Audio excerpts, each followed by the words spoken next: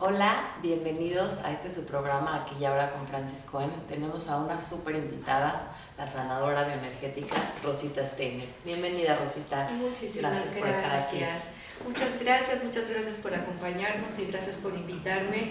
De verdad amo tu trabajo, amo lo que estás haciendo para crear conciencia, que es mi tema preferido. Así que muchísimas gracias y bienvenidos todos. Esperemos poder ilustrar un poquito más de lo que hacemos en este sentido de permitirnos ayudar y transformar la vida de los demás. Gracias, Rosita. Ahora sí, platícanos un poquito cómo llegaste a encontrar tu misión como sanadora. Encontrar la misión como sanadora es muy sencillo o muy complejo. Yo creo que todos tenemos despertares. Yo tuve la suerte de crecer en un entorno, en una casa que en su momento la llamaban los Locos Adams. Estás hablando de hace muchos años. Y es porque todo lo que no era tangible, todo lo que la gente no solía conocer, se vivía en mi casa. En mi casa se vivía lo invisible. Y había un tema muy particular que era crecimiento y desarrollo humano, es decir, todo el tiempo tratar de validar que hay más. Y ese contenido de que hay más es algo que despertó en mí un proceso intuitivo desde temprana edad. Yo percibía y sentía muchas cosas, inclusive jugaba mucho con seres imaginarios que mis padres claramente validaron. Fue bien importante la validación de lo invisible, porque lo que solemos hacer es truncar justamente esa visión. A la hora de irme desarrollando en ese sentido, me entrenaron mis padres, sobre todo mi padre siendo médico sanador, metafísico y escatólogo, me empieza a entrenar en una línea poco convencional. Entonces podríamos decir que yo viví una doble vida y no había salido del closet, como hoy se acostumbra a decir. Pero esta doble vida era muy difícil. ¿Por qué? Porque entender la realidad humana, lo que realmente representa el ser humano, no era lo que vivíamos convencionalmente. Yo tenía la estructura de la materia, cómo había que vestirse, cómo había que comportarse, pero internamente sabía que éramos mucho más de lo que estábamos proyectando a través de la fisicalidad. Entonces, la fisicalidad era limitada para mí. En casa no había ese estímulo del tener, sino el verdadero estímulo era el ser. Esa capacidad me encaminó a mi propia investigación y hasta los 20 años podría decir que me dediqué a ser un ser espiritual. Y un ser espiritual quiere decir que la prioridad estaba en el espíritu y no en la fisicalidad. Vienen eventos de vida, viene el matrimonio y decido experimentarme ahora en un plano más físico y entro a la materia, lo que yo llamo la materia. Y la materia es el convencionalismo de la esposa casada, las estructuras, los lineamientos, pero no me va tan bien. Y me empiezo a enfermar, y me empiezo a enfermar, y me empiezo a enfermar, y aparece la primera cirugía, y después la segunda cirugía, me operan de la matriz. Me operan de una rodilla, que habla de mucha contención y sostenimiento, la matriz de lo que genera, de lo que gesta, y yo pierdo mi capacidad de gestar. Y me quiero olvidar de mi relación con la espiritualidad. ¿Por qué? Porque no era fácil, porque era sutil, porque hacerle a las personas identificar que había más era muy complicado. Era mucho más fácil mover un vaso de la derecha a la izquierda y que todo el mundo lo pudiera ver. Perdón, ¿cómo escoges a tu esposo? ¿Desde tu parte espiritual ves en él algo parecido a este desarrollo que has tenido tú? Podría decir que es totalmente espiritual. De hecho, si creemos en el apoyo de seres de luz, ahí es donde yo diría que todo se conjugó para que así sucediera. Mi esposo y yo nos conocemos de toda la vida, crecimos de alguna manera juntos, y sin embargo nunca había florecido la relación de romance. Éramos muy amigos, pero un día, realmente un día caminando, sentí el impacto de lo que representa amor. Yo sí fui flechada por Cupido, una persona que conoces, cómo en un instante te puede cambiar ese conocimiento. Yo sentí esa llamada, fue una llamada espiritual. Él verdaderamente representa mucho de mi tierra, yo soy espíritu, él es tierra. Y entonces se conjuga muy bien la fisicalidad con la espiritualidad. Sí es un llamado espiritual, pero él representa lo que se aterriza, lo que se ve, lo que es tangible. Entonces empezamos esa conjunción, ese balance. Sin embargo, yo me introduzco un poquito más a su mundo, que es un mundo de manifestación de la materia, y empiezo a perder mucho de mis cualidades y me empiezo a olvidar de quién soy. Y empiezo a olvidar que yo tengo facultades y que yo puedo ver y sentir más allá de lo convencional. Te cierras. Me cierro. Para poder sobrevivir en ese mundo en el que Exactamente. te comprometes. En un mundo que además nos ve raros, porque hasta la fecha, aunque ya está abierta la alternancia, seguimos en esa búsqueda de validar y hacer tangible nuestro trabajo. Es un trabajo diario y mucho más aceptado en tiempos presentes. La alternancia hoy, afortunadamente, y buscado. Ya, por supuesto, mucho más buscado. Claro. Pero no era así, y tengo uno de los eventos críticos, esas catarsis que tiene el ser humano, y tengo un despertar. Y el despertar viene porque yo casi en un determinado momento estuve a punto de ahogarme en un evento muy lindo, en una convivencia familiar. Me echo al mar y se me olvida nadar. De la nada. Pues de la nada, no. De la nada no existe absolutamente nada. Yo ya me había ahogado en guardar mi verdadera esencia. Yo ya no era quien yo tenía que ser. Pero mira qué metafórico. Súper metafórico, y es el principio de un renacimiento. Ahí es donde empiezo a entender la responsabilidad que conlleva tener herramientas o dones. Y me entreno, y esa es la parte linda. Yo crecí siendo quien soy, como un ser intuitivo, pero yo no sabía que había herramientas y lineamientos. Entonces me podría atrever a decir que era como un árbol torcido, que sabía pero sin saber por qué sabía. Y empiezo a entender ¿Cómo por qué te entrenaste? Tengo la suerte de ser asesorada para un trabajo terapéutico, y cuando llego a terapia, lo primero que se me dice, para que veamos la espiritualidad cómo se conjuga con la fisicalidad, que es: yo busco, pero lo espiritual me encuentra, abro la puerta.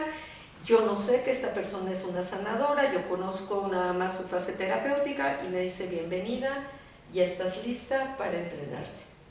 Desconozco a qué se refiere, mi alma sí lo escucha, y en ese momento siento un vibrar interno muy importante, que es un llamado. Y me dice que tengo dones, que tengo capacidades, pero que nunca me pude relacionar exactamente con ellas, porque era mucho para una etapa quizás juvenil, para una responsabilidad que no sabía yo que tenía que tomar, y es cuando se despierta ese verdadero sentido del don, que es una responsabilidad. Uno puede nacer con atributos, pero los atributos se empiezan a manifestar o se vuelven más sólidos en medida que uno acepta o se acepta. Entonces la aceptación es muy importante para cualquier sanador, empezar por validar quién es uno. Empieza un trabajo en el cual ella me invita, un entrenamiento de varios años, y ese entrenamiento me da las herramientas para ser más contundente, más sólido, más visible y más tangible mi trabajo. Y este trabajo ya tiene pues una práctica de 18 años, y es un tiempo, pero cada vez me asombro más, y es algo que agradezco mucho, que no he perdido esa capacidad de asombro. Y empiezo a partir de esto a entender el concepto que se manejaba en casa: hay más. Hay más. Sí, qué belleza, Rosita, y qué suerte. No sé si se cree en la suerte, en la sanación, o que estar en el momento, aquí y ahora, en la conciencia de poder estar conectada contigo mismo y escuchar tu necesidad. Porque no tuviste otra. Literal te ahogaste. Y es lo que creo que nos pasa, que es cuando la gente llega a ti con esa desesperación, con esa necesidad, como dices, de hay más, necesito más, ¿no? ¿Qué pasa cuando la gente llega a tu espacio con esas ganas de estar mejor, de mejorar su calidad de vida? ¿Cómo haces la sanación? ¿Cuáles son los objetivos de la sanación? Es muy linda tu pregunta, pero la realidad es que va más allá. Hay gente que no nada más viene porque ya no le resuelve la vida, o más bien ya no nos resuelve el médico o el terapeuta nuestra vida, sino tenemos una necesidad mayor. Llega también gente que viene bien y viene nada más en una línea de autodescubrimiento, y eso también es muy bello. Hay que entender que la sanación no solamente se da a la gente que tiene un problema, sino a la gente que cree en sí mismo, que cree en la capacidad de poder ser mejor individuo. Entonces, cómo se factura o cómo se llega a consulta es muy interesante, es muy variado, pero la mayor parte de la gente viene con un tema. Y el tema es cómo aprender a soltar. ¿Por qué? Porque en lo colectivo nosotros somos aprendizaje, y los aprendizajes muchas veces se convierten en nuestro formato, pero no necesariamente son nuestros. Muchas veces ese formato le pertenece a alguien más, le pertenece a una estructura, a un dogma, a un paradigma, a un valor, que nosotros con el tiempo nos vamos habituando a ellos, pero no necesariamente son nuestros. Entonces todo empieza de la pregunta, ¿esto es mío? Claro, ¿de dónde son estas creencias? Y más que nada, ¿me sirven estas creencias para tener una buena calidad de vida o no me sirven estas creencias? Por supuesto. ¿Y qué puedo hacer para quitármelas? Nada más que quitármelas se convierte en algo muy complicado. Porque todo mundo tiene la primera intención, que es quitarse lo que no nos gusta, pero ¿dónde está? Y esa es la parte más linda del sanador. El sanador tiene que tener la virtud o tiene que tener la cualidad de ser muy intuitivo. Y ser muy intuitivo tiene que ver con diferentes formatos. Hay sanadores que ven, hay sanadores que sienten, hay sanadores que escuchan. ¿Cuál es tu formato, Rosita? Mi capacidad básica es poder ver y sentir. En la visión hay una información muy clara de las personas que suelen venir conmigo. Yo los veo en radiografía o en escaneo, no veo a la persona, veo al alma. Y el alma tiene una manifestación y se manifiesta a través de lo que conocemos como el campo áurico o el campo energético. El campo áurico muchas veces se ha deformado la creencia, vemos muchas películas en relación al campo áurico, a veces se vuelven hasta fantasmagóricas, no es así. El campo áurico es un entretejido, es una relación de procesos humanos. Entonces lo primero que empieza el sanador a ver por qué llega un paciente es la parte de procesos humanos, cómo está interrelacionándose. Nosotros somos pensamiento y somos sentimiento y somos voluntad y somos amor, y todo eso son hilos sutiles que aunque nosotros no los percibimos, el sanador sí los detecta. La visión puede ser muy sencilla, como muchos me preguntan qué color soy, o puede ser muy compleja, cómo se interrelacionan los procesos, cómo vamos interconectando la mente al pensamiento, a la voluntad, y qué desarrollo tiene y qué conciencia tiene también en la fisicalidad, porque el cuerpo físico es muy importante, es el intérprete de estos procesos. Claro. Empieza por esa lectura y muchas veces no es suficiente. En la parte de sentir es contundente. Y esa es una parte mucho más confrontativa, porque muchas veces el sanador está sintiendo lo que la persona debería de tener conciencia de sentir, pero que lo niega.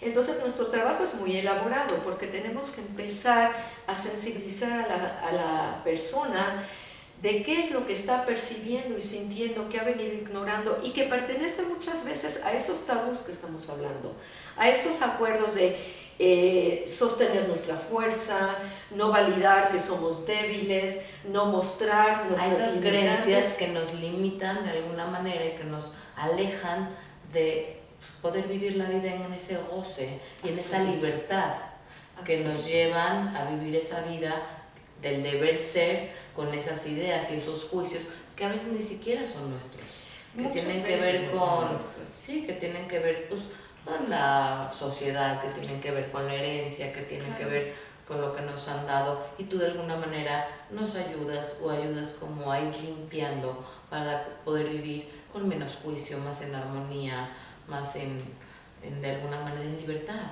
En libertad y en equilibrio, y una de las cosas más importantes es la liberación de creencias. Sí. Nosotros tenemos que empezar por cuestionarnos qué tanto de nuestro medio nos influye día a día, qué tanto absorbemos esa realidad y qué tanto somos una respuesta y no somos una realidad. Entonces, cuando alguien llega a consulta, lo primero en términos de liberación, que era algo que empezábamos a mencionar, tengo que empezar a validar qué tan conectada está la persona a sus propios esquemas personales o qué tanto es resultado de un aprendizaje. Muchas veces me doy cuenta, tristemente, que las personas actúan robóticamente. Quiere decir, todos los días tienen programado una existencia, una realidad, pero van perdiendo el sentido de quién son a través de esto. Entonces, hay que empezar por sensibilizar a la persona la validación de que si se da cuenta o no, qué tan automática es su vida. Muchas veces vienen procesos, por ejemplo, de enfermedad, que tienen que ver precisamente con aprendizajes o con lealtades, porque nos compramos la idea de que está en nuestro ADN y ni siquiera nos cuestionamos si es parte de nuestra verdad. Nosotros tenemos otros lineamientos, otros hábitos, otras maneras de relacionarnos con la vida muchas veces. Y el miedo que da romper, ¿no? ¿Qué significaría romper la lealtad? Y es más que nada el significado que uno le pone a romper con la lealtad, porque al final del día, cuando rompes eso y cuando te atreves, te das cuenta que no pasa nada, ¿no? Pero atreverse a romper enérgicamente y atreverse a romper emocionalmente implica, como a veces generacionalmente, ¿no? Que uno sea ahí es que si no, no me vas a querer. Rompe cadenas. Si no, no me vas a querer. Claro. Si yo no pertenezco, yo no sigo con tus acuerdos, no me vas a querer. La aceptación es un tema social, es un tema cultural, es un tema importante. Tenemos que aceptar que somos parte de un entorno, no vivimos aislados, no vivimos en un ashram, vivimos como parte de un contexto. Pero detrás de ese contexto tenemos que identificar para sanarnos quién soy yo, cómo es mi experiencia. Entonces, lo primero que tenemos que identificar viniendo a un espacio sanador es cuál es la base de mi equilibrio. ¿Sostengo o no mi equilibrio? Y el equilibrio se maneja de distintas formas en términos sanadores. Uno de los preceptos básicos del equilibrio sanador es dar y recibir. Me encanta. Sí. El dar y el recibir es algo que culturalmente no está en equilibrio. ¿Por qué? Porque se nos enseña que tenemos que ser dadores, para ser lindos, para ser aceptados, para ser amados. No, y el que da es el que tiene. O sea, el dar te pone en una posición de superioridad. Claro, y además muchas veces de control, que es uno de los mecanismos más desequilibrados que puede haber. Sin embargo, cuando nosotros nos atrevemos a permitirnos recibir, estamos integrando realmente nuestras necesidades. Y ahí es donde empieza el equilibrio. Exacto. En el merecimiento. El merecimiento es un factor importantísimo a nivel de la sanación, porque toca un tema que es un tema muy importante, que es la validación. Y el ser humano no está acostumbrado a validarse. ¿Por qué? Porque en el momento que se trata la vida acerca de nosotros, se nos considera altivos, soberbios, prepotentes, egoicos. Hay muchos adjetivos descalificativos, desafortunadamente, no calificativos, que nos hacen olvidar la parte más importante, que es que todos tenemos un potencial. Mi tema preferido es potencial humano. Esa es la base de mi práctica personal. ¿Por qué? Porque a raíz de todo ese despertar, lo que más ha sido contundente es mi propio potencial. ¿Qué tanto estoy lista para ser mucho más de lo que creo que soy? Entonces, a la hora de venir a sanación, uno de los requisitos va a ser tenernos que confrontar esa potencialidad. Y cuando nosotros mostramos potencialidad, inmediatamente entra el miedo. No vaya a ser yo que someta a alguien, no vaya a ser yo que controle a alguien. Pero nos estamos alejando de un contenido verdadero. Si todos validáramos nuestro potencial, nuestra contribución en nuestras relaciones sería mucho más auténtica. Amor propio es la base de poder amar al otro. Entonces, uno de los factores principales detrás de la sanación no solamente es conciliar equilibrio, que ese es el fundamento de la energía o de la sanación bioenergética, que es crear armonía y vivir en armonía. Siendo la mejor versión de nosotros mismos, porque ahí es cuando estás en tu máximo potencial. Por supuesto. ¿Y por qué tendrías de alguna manera que someter al otro siendo la mejor versión de ti misma? ¿Por qué entran ese tipo de miedos? Yo creo que esos miedos están establecidos mucho desde el desconocimiento, desde la ignorancia y porque se ha confundido miedo con amor. Miedo y amor no coexisten muy bien en el mismo sistema.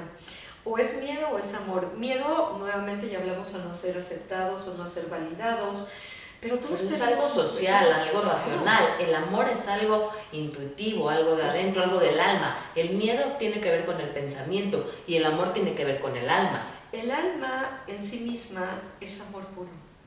Sí. Y una de las cuestiones más hermosas en el proceso sanador es ver qué tanto se aman las personas o qué tanto se han dejado de amar las personas.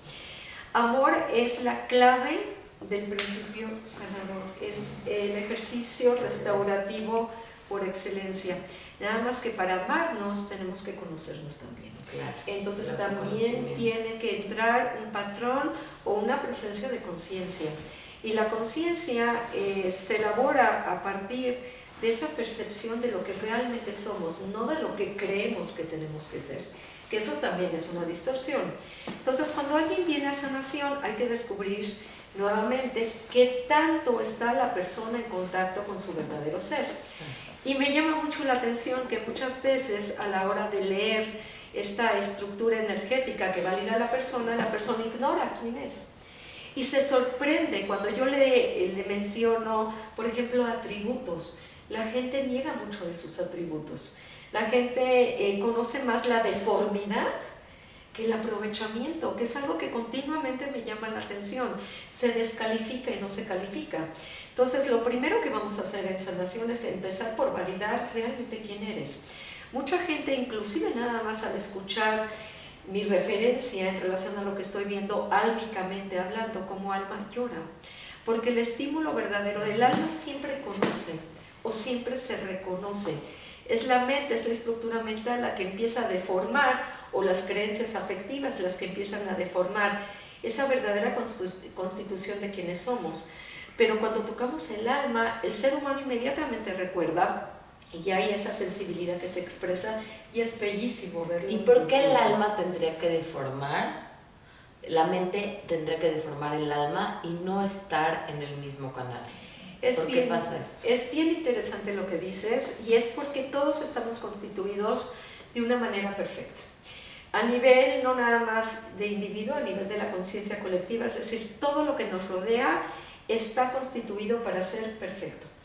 Esa constitución está representada por miles de hilos conductivos que están evidentemente integrados por energía, que es el impulso o es la gasolina de la conducción del bienestar. Okay. Estos hilos invisibles se van deformando porque empezamos a tener cierta falta de comunicación entre la mente o el nivel emocional o la fuerza de voluntad. Vamos desconectando esos hilos cuyo medio siempre ha sido la fisicalidad, esa fuente de expresión. A la hora de ir desconectando esos hilos o a veces truncando esos hilos, lo que deja de existir es la conducción de la perfección. Y nos envolvemos entonces verdaderamente seres imperfectos. ¿Por qué? Porque perdemos esa congruencia, esa línea conductiva desde el pensamiento al sentimiento, al movimiento, a la realidad. El alma sufre mucho cuando esto sucede, porque el alma es una verdad absoluta. Y es esa línea donde nosotros sabemos que algo se siente correcto, pero la mente opera diciéndonos, no, espérate un momentito. Mejor tú no le hables por teléfono, mejor tú no le digas, no vaya a ser que lo molestes, no vaya a ser que no sea cómodo, pero el alma te está diciendo, es perfecto. En ese momento rompiste ese hilo de conducción desde la perfección de tu alma, de tu ser, con tu manera de actuar, con tu voluntad. Y entonces lo que solemos hacer es truncar esa verdad. No escucharnos. Entonces, ¿cómo escuchar nuestra alma? Una de las maneras más sencillas y contundentes es simplemente respirando. El respirar es la mejor manera, conductualmente hablando, de entender qué nos está sucediendo. El respirar no es un acto automático, no es un acto nada más biológico que está diseñado por nuestro sistema parasimpático. respirar es un acto de creación y de validación de energía y de expansión. Mi recomendación para saber a ciencia cierta si estamos en lo correcto es empezar por inhalar y por exhalar. En medida que vamos inhalando y exhalando y vamos bajando lentamente ese ritmo para darnos cuenta. ¿Algún ritmo en específico? O tratar por lo menos de sostener 3 segundos al inhalar, 3 segundos al exhalar. Inclusive podemos llevar la mano al centro del pecho para asegurarnos que conductualmente estamos llevando la atención al alma. Por cierto, el asiento del alma está en nuestro pecho. ¿Alguna mano en específico? A mí me gusta la mano que naturalmente queramos posicionar. Okay. Sí, casi siempre el diestro va a poner la mano derecha. La izquierda es más conductiva de la energía del corazón, entonces a mí me gusta utilizar la izquierda. Pausadamente inhalando y exhalando. Y si nos damos cuenta, cuando algo es correcto, naturalmente nos expandimos. Si llevamos la línea del pensamiento al sentimiento, podemos inclusive cerrar los ojos unos instantes en relación a lo que estamos percibiendo. Nos vamos a dar cuenta que naturalmente nos expandimos. Cuando algo no es congruente, inmediatamente hay contracción. Entonces, ¿qué sucede? Que el cuerpo habla. El cuerpo es maravilloso, está expresando lo que el alma nos quiere decir, entonces sí tiene un intérprete. Lo que pasa es que tenemos tanto ruido en el cuerpo, ya sonó el celular, tenemos que contestar, tenemos prisa, tenemos una agenda, tenemos un reloj, que nos desconectamos de ese hilo conductor. Sin embargo, simplemente en expansión es como el alma está expresando que hay una verdad absoluta. Siempre que sintamos que crecemos, el alma está hablando. Siempre que sintamos que nos estamos contracturando, el cuerpo nos está diciendo que algo se está fragmentando. Es muy sencillo en apariencia, siempre y cuando nos damos el permiso. Pero mira qué importante, la conciencia es la base. Porque cuando estamos en conciencia podemos estar en conexión con nuestro cuerpo, en la expansión o en la fragmentación pero si estamos, como dices, en el celular, en la prisa, difícilmente vamos a poder estar en contacto con estas señales tan sutiles. Claro. Porque son muy sutiles. Es totalmente sutil, pero ese es el hilo conductor. Pero ya nos diste algo muy valioso, porque cuando estemos con esta curiosidad de saber o de querer hacer algo que no estemos tan seguros, podemos irnos un ratito a algún espacio que nos sintamos cómodos y hacer este ejercicio. Una cosa es sobrevivir, otra cosa es vivir. Sí. Sobrevivimos cuando muchas veces simplemente respiramos automáticamente y de hecho no estamos respirando correctamente, la respiración es entrecortada, no redistribuye realmente. Sí, ¿qué pasa cuando nos enojamos? ¿Qué pasa con la respiración? Lo primero que hacemos es acortarla, sí, por supuesto. ¿Y qué pasa cuando estamos en un momento alegre, de paz, de armonía? La respiración se expande. Entonces, sí. ¿Qué pasa con la meditación, Rosita? La meditación es un elemento sumamente importante. La meditación lo que hace es un estado de integración y lo que hace es unir estos hilos invisibles. Si nosotros entendemos los hilos invisibles, lo que están codificando, lo que están unificando es esa electricidad, ese magnetismo, esa gasolina que pasa desde la mente al nivel emocional, a la voluntad, a la fisicalidad y por supuesto conlleva la espiritualidad. Mientras más meditamos, más congruencia estamos creando en estos hilos conductores de luz o de energía que todos tenemos. Lo que sucede en la vida diaria es que lo primero que hacemos es coartar esa energía y el coche sin gasolina, ¿qué sucede? Se para. No camina. Y vivimos así, entrecortando nuestra propia gasolina. En estados meditativos lo que estamos haciendo es generar gasolina. Generamos ese flujo, esa energía, mejor calidad de gasolina para que todos los procesos que tengamos que vivir se integren de mejor manera. No solamente hay un flujo energético que desbloquea también, que es muy importante, porque en la meditación nos damos cuenta de nuestros propios bloqueos y podemos empezar a inervar esos espacios sombríos, esos espacios donde no permeaba luz, y tenemos mayor capacidad de identificarlos, sino que también al mismo tiempo estamos generando movimiento, y movimiento es muy importante para desarrollar salud. A nivel de energía hay que entender que la energía nunca cesa su movimiento, ese es su factor, esa es su cualidad. ¿Quién es el que repliega el movimiento? El ser humano. ¿Por qué? Porque tiene estigmas, tiene paradigmas, tiene miedos, tiene rencores. En estados meditativos todos esos estados emocionales se pueden detectar con mayor claridad. ¿Y cómo se detectan? Porque de repente no fluye esa energía, no hay esa gasolina, o hay estados evasivos donde las personas empiezan a dormir, empiezan a inquietarse, empiezan a moverse.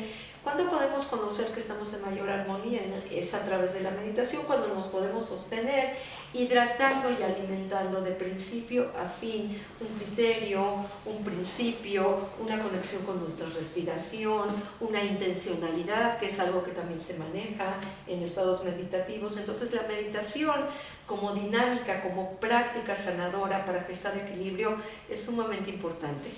Muchas veces meditar conlleva de mucha concentración y muchas personas se conflictúan pensando que no tienen ese tiempo o que no tienen el espacio o la capacidad de poner la mente en blanco, por supuesto, no es fácil no es cuando fácil. no tienen la práctica. Sin embargo, meditar es un estado de conciencia y se puede meditar tomando un baño, caminando hacia nuestra oficina, en el coche, sin cerrar los ojos, por supuesto, porque es un ¿Qué estado es meditar, de conciencia. entonces? Un estado de O conciencia. sea, estar manejando, pero estar ahí y ahora, sintiendo el volante, viendo hacia dónde va. Eso es meditar. Por supuesto, es un estado de conciencia. Sí. Tomar un vaso de agua, pero sentir el vaso, pero sentir el agua, pero... Por o sea, supuesto. Estar escuchando ahorita el programa es meditar, porque si lo estás escuchando con toda tu atención aquí y ahora, es meditar. Entonces tenemos una tiempo presente. Sí, es estar, o sea, tenemos un poco confuso el concepto de lo que es meditar, porque creemos que meditar es sentarte como Buda y decir Om y cerrar los ojos, pero meditar es vivir en el aquí y en el ahora. Por supuesto, y esa es la base esencial de la meditación. La meditación es el facilitador para entender precisamente qué tan conectados o qué tan desconectados estamos. Desafortunadamente vivimos en términos de la fisicalidad, y la fisicalidad lo que nos hace es desconectarnos de ese sentido, de esa espiritualidad, de ese lenguaje del alma que tú mencionas tan claramente. Entonces, a la hora de conocernos internamente, lo que estamos validando es nuestro potencial. Entonces, meditar es un tema de potencialidad, de darnos mayor cuenta de nuestras propias capacidades. Por eso es muy importante hacerlo.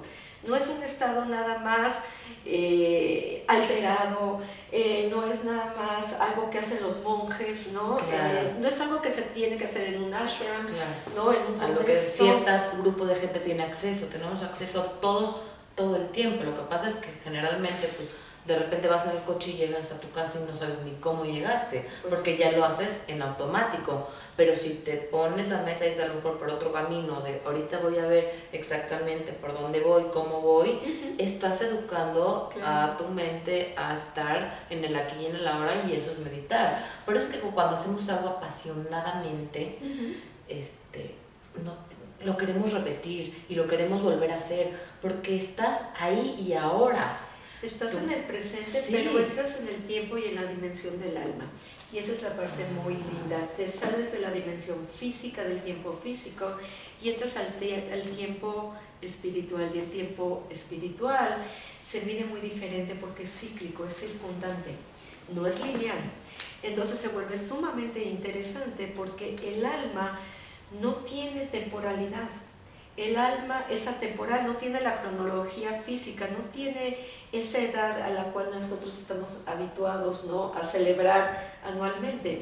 El alma tiene esa sabiduría ancestral. Entonces también estás conectando con esa posibilidad de conectarte con esa sabiduría inherente que puede venir de esta o puede venir de muchas otras experiencias que a través del cuerpo que tú hayas elegido volver a tomar, que ese es otro tema, es un tema bastante interesante, el tema de la reencarnación, sí. Pero sin embargo tiene que ver mucho con ese proceso álmico de salirte del tiempo físico, de la cronología que tiene un presente, pasado y futuro, que no te permite estar en tiempo presente, que es lo que más trabajo nos cuesta. Sí, sí. Es muy importante lo que estás mencionando en relación al proceso de aquí y el ahora. La mayor parte de la gente no se sabe sostener en su aquí y en su ahora, sí. Y se pierde mucho de la cualidad de estar en contacto con uno, sí. Simplemente por no observar quiénes somos en cada momento de la vida. Sacrificamos nuestro ser, perdemos el contacto con nuestro ser. Sí. Es un tema apasionante. Hay un libro que se llama The Power of Now, sí, lo he leído en el 2000. Sí. Bueno, una belleza el libro que decía, cuando te estés bañando, siente las gotas del agua como caen en tu cabeza, o sea, cosas como tan simples de la vida, pero que te hacen que tu vida cambie. El cambio de maneras radicales. Uno de los consejos que me piden mis pacientes, siempre me dicen, ¿qué hacer? Báñate consciente. Sentir el agua en el cuerpo. Sí. Todos los días lo hacemos. Lavarse los dientes consciente, darse una taza de café. ¿Cuántas veces en el día te sientes tan conectado de poder validar qué representa el poder tomar, ¿no? Desde poder agarrar el vaso. Y de ahí surge la gratitud, está muy conectado con la gratitud. Y la gratitud es el regalo de los estados de creación más importantes. Sí. El poder agradecer lo que hacemos es parte de un principio sanador. El equilibrio, como ya lo mencionamos, es un factor determinante. Amor, sí. Esencial, y gratitud. Saber agradecer cada momento, cada instante de nuestra vida, porque todo es preciado y tiene un sentido. Nuestra vida es única, no existe nadie más que uno mismo para vivirla. No va a haber dos personas que vivan la vida de la misma manera. Ni en el mismo momento, regresa. Así que todo es un regalo y hay que buscar el equilibrio, la validación, el verdadero sentido de nuestro ser. E invito a todos a sanarnos internamente, conociéndonos, autoconociéndonos y validando lo más importante. Somos sagrados, somos especiales. Honrándonos. Y eso es algo que recomiendo para todos siempre. Rosita, me gustaría nada más antes de que acabe el programa, los cuarzos, porque yo cuando he ido a tu espacio veo que hay muchos cuarzos. ¿Qué representan los cuarzos y cómo nos sanan? Los cuarzos son un elemento sanador sumamente importante. Nosotros estamos interconectados en esta vida. No existe solamente un reino, sabemos que existe el reino mineral, vegetal, animal. Los cuarzos pertenecen al reino mineral, del cual hay poco conocimiento porque siempre se conoce como una parte inerte. Sin embargo, el reino mineral es la plataforma, es el basamento. Cuando nosotros nos enseñan la pirámide nutricional, se nos posiciona siempre en la cima, pero nadie se sostiene en la cima sin el basamento. Y los cuarzos vienen de ese basamento, que es la fase o el principio nutricional que aporta la tierra, para que nosotros a través del alimento podamos consumirlo, pero también a través de los cuarzos.